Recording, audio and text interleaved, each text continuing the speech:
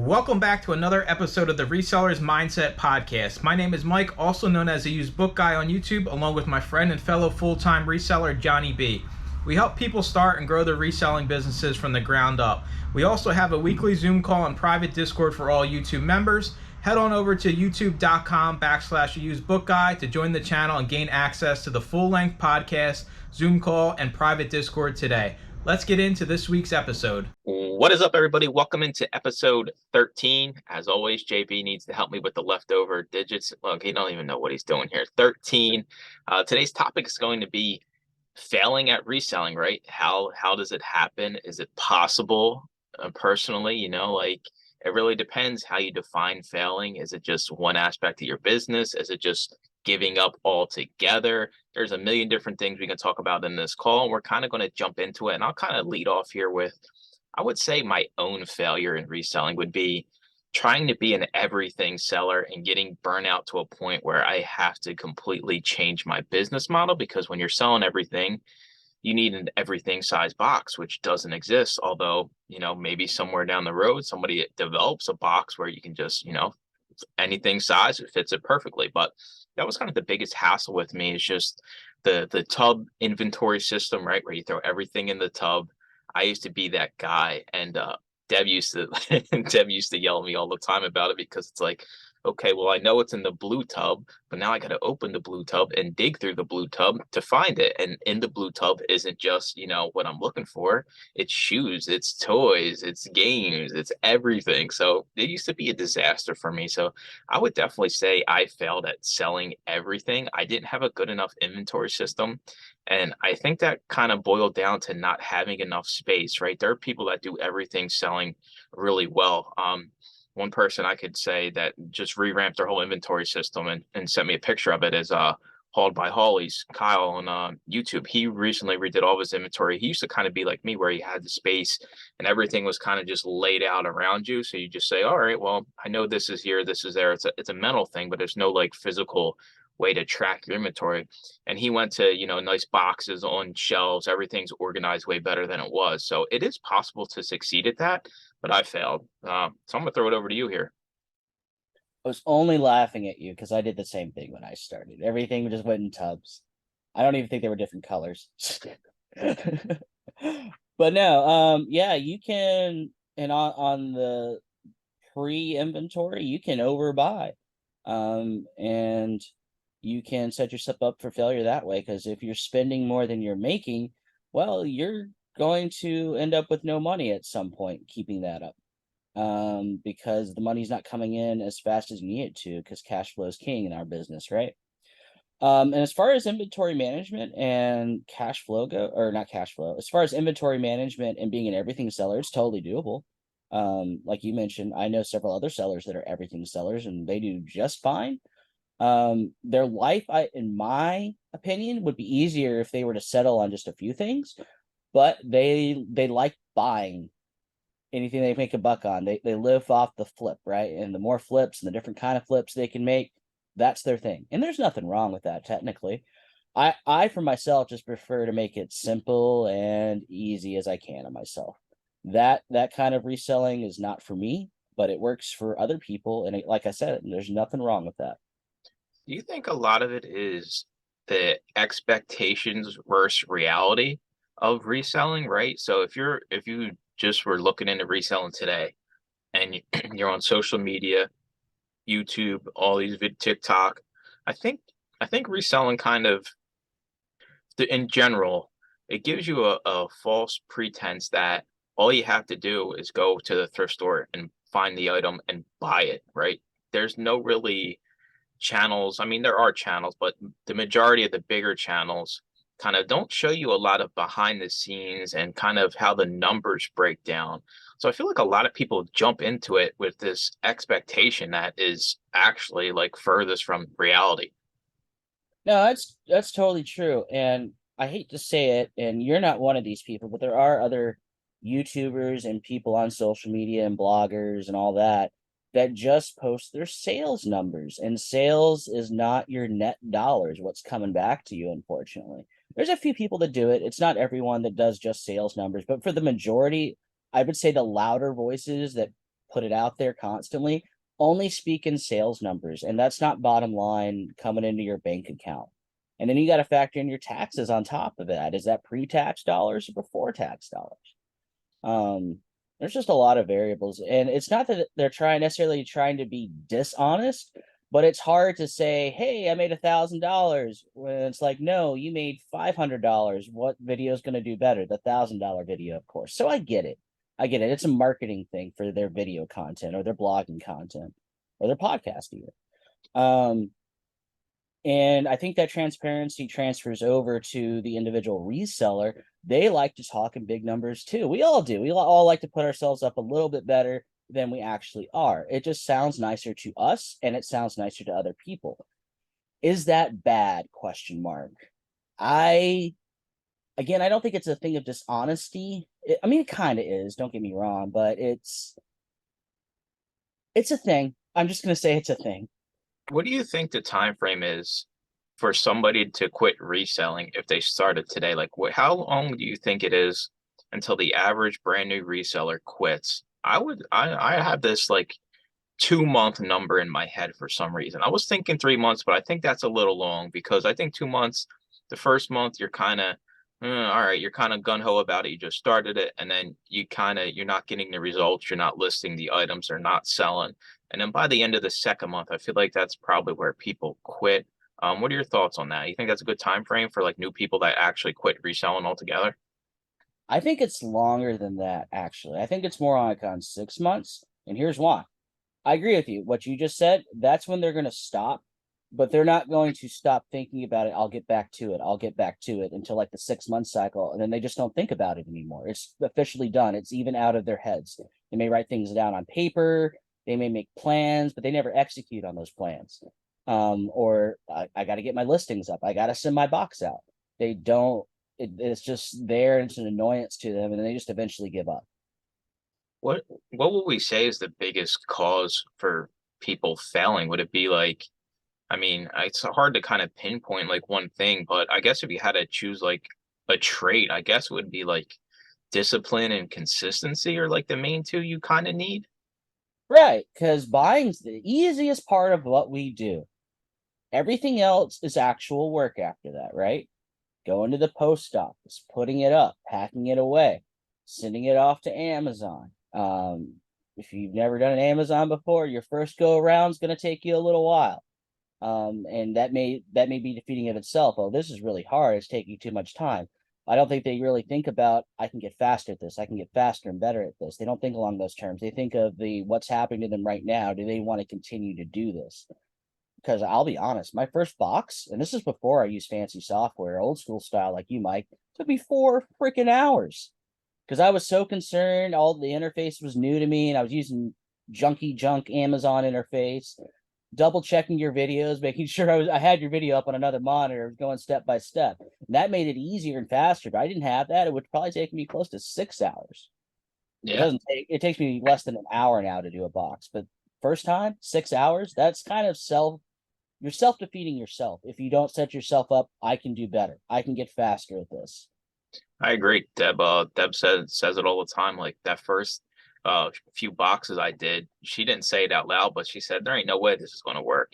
This is taking you forever. Like, because I'm not the best with computers and everything. So it's definitely like, it's a reality of it. And it's almost as if like you kind of hit it on the head. It's not really going out and finding inventory, whether or not you're going to fail. It's about getting your processes in place. I think that's like kind of the thing that gets overlooked the most. Yeah. Most people, like you said, just go out. Oh yeah, going to the thrift store is fun. Buying stuff is fun. But if you don't have a process on the back end of what you're going to do with every single item you buy, then you're going to fail. That's all it comes down to, whether you're new or whether you've been doing this forever. You might be getting away with the chaos now. You might have been getting away with it for the past year or 2 years. Sooner or later, it's going to catch up to you. In the process, if you don't have it in place, you're done. You're just going to be wasting time and not going to be efficient. I got a bulk pickup tonight, guys. I'm excited about it. I love buying. Buying's my favorite part. I think it's everybody's favorite part. But I do know when that stuff comes back, I got to process it all. I got to sort it for 3 distributions: Amazon, eBay, and merchant fulfilled Amazon. And then I got a price comp on eBay. And then I got to, okay, now I got to pack a box, or I got to put them on the shelves for merchant fulfilled. There's work that goes out of that.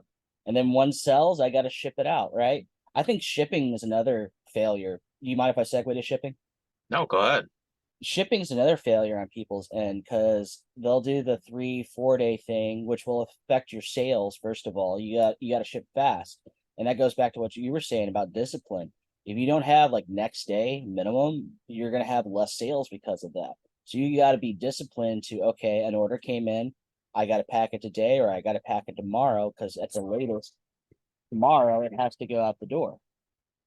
I think the hack with that is you have 2-day processing, and you go and you pack your orders Monday, Wednesday, Friday. You don't pack anything Tuesday or Thursday because you don't have to.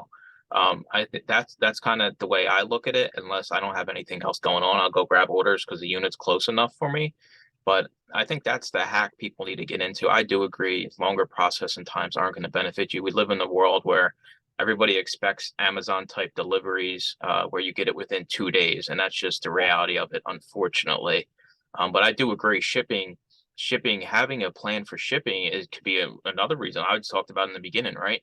You got all these different size boxes piled up wherever you're at in your house, your garage. It can turn into like, it could be like the blob. All of a sudden, you're just like, you got so much cardboard and dunnage laying around that it gets to be too much. Right. And then you got to factor in, especially you part-time guys, you got limited time, right? Are you doing your mail run on your lunch break? Are you going to go back home? Or are you going to have that stuff in your car so you waste less time going back home to go to the post office? Is your post office even near your work? Is there a closer post office you could use? You got to factor all these in. And especially, and let's say you were a full-time guy. Okay. Well, you're at the point like where Mike and I are at. You got a lot of orders came in over the weekend. I had about 60 books I had to pack on and get ready to go for Tuesday. So I pulled them the night before. I didn't pack the night before. I pulled them all, laid them out in the line they needed to get done. I do mine one at a time. I don't do that nonsense where I put all the labels at once. I think it's a waste of time and confusing. So I do it one at a time so I don't make mistakes, because I can't afford to make mistakes, honestly. And then it was just a conga line of packaging. I got all the packaging. I looked at the books. And speaking of packaging, I've streamlined my packaging to about 4 different package sizes. So I laid everything out in advance. So I came in here Tuesday morning, took me about an hour to pack it all. If I didn't do that, it probably would take me 3 to 4 hours, which would have screwed up the rest of my day to pull, pack, and ship. Because I can't afford a 3-hour loss on the day packing. I got to do my listings. I got to do my sourcing. I got to do my sorting. I got to do my put away. I got to do all of this, that, and the other at the full-time level. Do you think another reason people fail at reselling, or basically, quit reselling, is that they see other people around them success and they're not getting those results? So they think, like, it's, oh, well, then forget about it, right? I don't know what, you're doing. I don't know what JB's doing over there, but like, I can't come up with those numbers. So it's like, well, what am I supposed to do? Right. I don't know what I'm doing. It's like, you kind of just run yourself down and just decide to throw in the towel.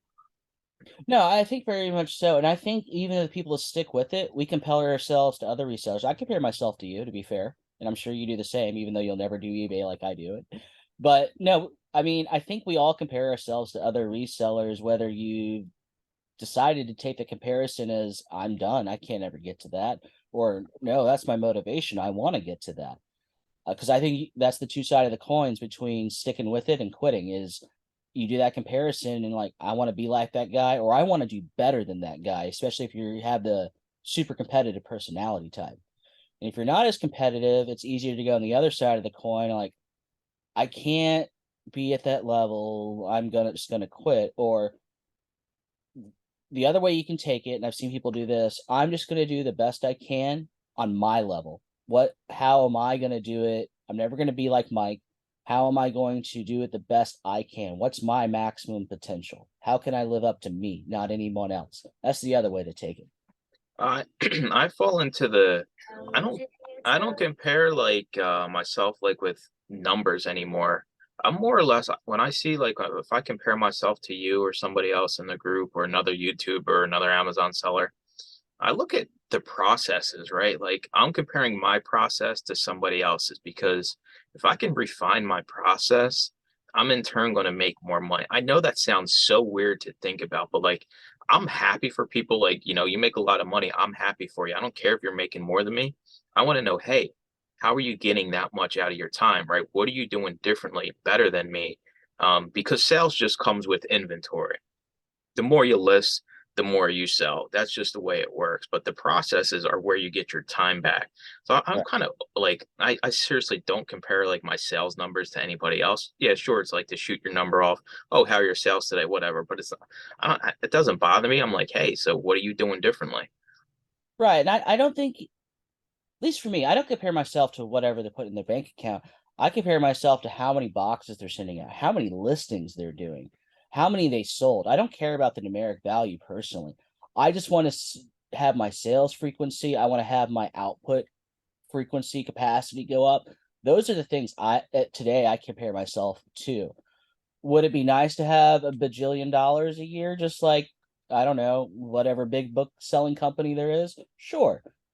But I want to know how they're doing that kind of output and start thinking along those lines. Maybe they've mastered shipping is the way they do it. Or they mastered customer service. And I get they have employees. I get they have gigantic warehouses, which I don't have. I have a very small warehouse. Um, but I factor in, okay, I'm at this level. They're doing that at that level. What can I put here on my level and mimic what they're doing and maybe even refine what they have to even something better? That's how I think. I got the ultimate question here for this podcast coming at you right now. Uh-oh. Um, is it possible to fail at reselling because you can't find inventory? In general, or what we do? In general, I'm not saying you don't have to you're not niching down or anything. I'm just talking you started reselling 3 months in, you say I can't do this because I can't find anything to resell for profit. Is that possible? Oh, it's super general. It's not even, I chose a niche with really obscure objects like African art. No, I'm talking across the board. You just started maybe we'll just say you're still an everything seller. Can you Okay. is it possible to say you don't have enough inventory in your area to be a reseller? I would say yes, but you have to be super, super, super remote. But the answer to that is go outside of your area or figure out how that area's stuff comes to you is the answer. But if it's literally 8 hours, like you live in a remote, really small village in Alaska, sure, you've got limited resources, but you got to figure out how to make those resources go to you, or you got to source all of your inventory like a year's supply at once. You take a week off of work, you get it all during that week, and you haul it back, and that's your stuff for the year. So You I'd could say yes, but you can make it no, but you got to put forth the effort to do so. besides the anomaly of living outside of Anchorage, um, I No, and the answer is no. I 100% say no to this. Um, it's not even an option, and I would even say, if you live in the middle of nowhere, there's a lot of people out there right now that just do OA and don't leave their house and make a lot of money doing it. Um, that's just laziness to me, honestly. If you say you can't find inventory, do you have flyers? Are you on Craigslist, Facebook, Nextdoor? There are so many different ways to source. And I don't want to hear, well, I got one Goodwill in my town and there's nothing there. Well, that's not, you're not even trying. Go door to door. You got any books? You got any clothes back there? I sell fishing poles. You got fishing poles back there? You can As make ways. as much as we sit here and kind of joke about it, I think a lot of people think that because they're so single focused on their one thrift store, their one Ross or Marshalls, if they're doing retail arbitrage, there's no outside of what you see thinking. And I always say you got to think outside the box. That's how you're going to win. That's how you're going to get cheaper items, better items. And I think because all you really see is, the main stores, right? Your retail arbitrage people going in the same three stores.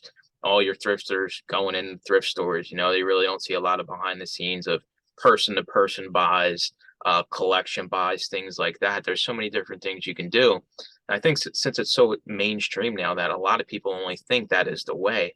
So I think a lot of people can actually tell themselves like, hey, well, I went to my Ross or Marshalls and it sucked. So I can't find the inventory. So I quit. Right. Now I'm going to throw this back at you. For the personality type that does not like to interact with other people that much, going in the thrift store, the known thrift store, and checking out, it's way easier. Getting on the phone, going door to door, driving around, hopping out, and looking at these really obscure, hidden in the back kind of shops, and then talking to other people extensively, or going to the flea market, which is a lot of interaction too if you've never been. I think that's much harder for that personality type to do, and it's draining on them, sure. But if you want to be in the business, you got to do it. You got to do it. I'm going to tell you an untold used book guy story from many, many, many, many moons ago. When I used to live down in Philly, me and my partner I used to work with, he was real big into flea markets, and we would dumpster dive in the Goodwill dumpsters. They used to have the huge dumpsters, and Goodwill would just, you know, the stuff that didn't sell, they wouldn't even send to the bins back then. They would just throw it out. We're talking probably 15, maybe even longer years ago. So they would just throw it out in the dumpster. So he's like, hey, yo, Mike, come with me. We'll go to the Goodwill dumpster. We'll pick out a lot of stuff. We'll sell it at the flea market. No person interaction there, right? It's just you and the dumpster. Yeah. And another thing that me and Deb used to do when I first started realizing like reselling was profitable, this is like, I mean, this is nitty gritty stuff here. We used to go around to the rich neighborhoods on trash night. At night, you know, it's dark out, and we would drive around and just grab stuff from the trash to sell at the flea markets. And we actually made decent money doing that. And there was no interaction. It was just me, you know, the raccoons that are in the trash waiting to hop out and bite Deb and whatever they got, right? That was kind of one of those ways where you really don't have to interact with people. And I even had people reach out to me through my Craigslist ad about doing, because I have in there contactless pickup, right? Leave your stuff on the porch. I'll put your money in an envelope, write my name and everything, leave you a receipt and put it right in your mailbox. People are also fine with doing that. So I think kind of the type of person that doesn't want to deal with other people, I don't think that even holds any water anymore either. No, I like that you spelled that out. That's perfectly fair. There's no excuse, people. There's none. Mike has said so. I like it. I mean, you just, like I said, but you know, who on YouTube is going around filming a video that's popular that is driving around the rich neighborhoods at night by themselves, grabbing stuff out of the trash? It doesn't exist, right? So you don't think that's quality video because it's pitch black out. You don't even Hold think on, that. let us get the lighting equipment out and hover it over the trash cans. You know, it's not even a thing, right? So it's like people never even heard of that until they heard it me just say that I do that, right? They're like, oh damn, wait a minute, let me go to the rich neighborhood and see what they put out on trash night. You'd be surprised. And I mean, we have people in the group that do dumpster diving, and I guarantee you, you know, her having her buy cost of zero, she's making a whole bunch of money. And you know, buy cost is gas, right? you know where the inventory is going to be, right? You know, you're going to that dumpster, it's going to be there, and it's crazy to think about. But I do think the whole inventory thing is, you know, that's not an excuse. There's profitable inventory everywhere. Everybody has yard sales, even if you live in the middle of nowhere. So somebody's going to be getting rid of their stuff, you know, sooner or later. And like you said, I say it all the time, right? Part-timers, if you had one bulk buy for 2,000 items, how long is that going to hold you over because you're doing this part-time?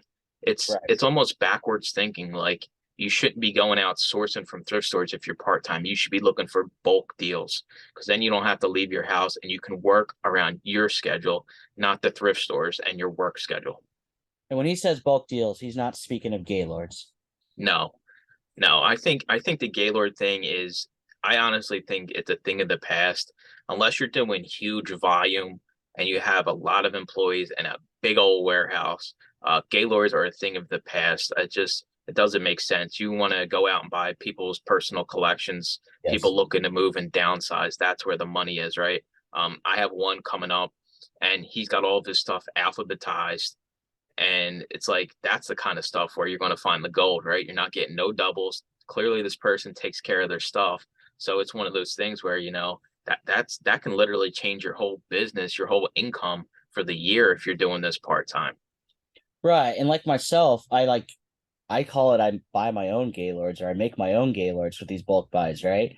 But I have a way to process my quote unquote duds. They go to eBay. I don't use the buyback program. I don't donate, but I have a way to get rid of them. I think that's key, especially for you part-time people. Well, here's a fun question for you before. No, I'm gonna say it. If you got to find a way to process your duds somehow, some way, and get money off of them. Now my question to you, Mike, is I just buy it all. I don't pre-scan it beforehand. What would you advise on a bulk buy to a part-time guy? Because they're gonna get more reds than they are greens. That's just the nature of the game. You got to buy it all. It's not, these people don't want to make money off it. They want it gone, and any little bit they can get. You're providing a service, more or less, the money, right? They want it all gone, and they see that, hey, maybe I can get $20, $40, whatever it is, I can get a pizza tonight or something. You're providing a service. I just highly recommend not going in there or even being like, if they email you, be like, hey, well, I can come through and scan all your stuff. They do not want that. Anybody I've come across, and I had that conversation when I'm there, it's always, oh, we're so glad to see it all gone, right? We got tired of seeing it around. The wife wants it gone. The husband wants the books gone. There's a million different ways, but it all boils down to they want everything gone. I never had somebody that's like, well, I'm going to keep this or I'm going to keep that. No, they want it all gone. They don't want anything to do with it anymore. Just while you were speaking there, I figured out my advice to the part-time guys, because bouncing off our call last week. If you haven't listened to our call from last week, go listen to it. It's all about part-time and full-time people. Find a guy like me and sell that eBay stuff too. Even less than what you bought it for. You're going to make more money than your buyback programs. You don't have to worry about what they're not going to take, because people like me, we'll take it all. We'll know it's for eBay, especially if you're straight up with us. And guess what? We're going to call you all the time. You just handle the greens for Amazon. That makes your life cake.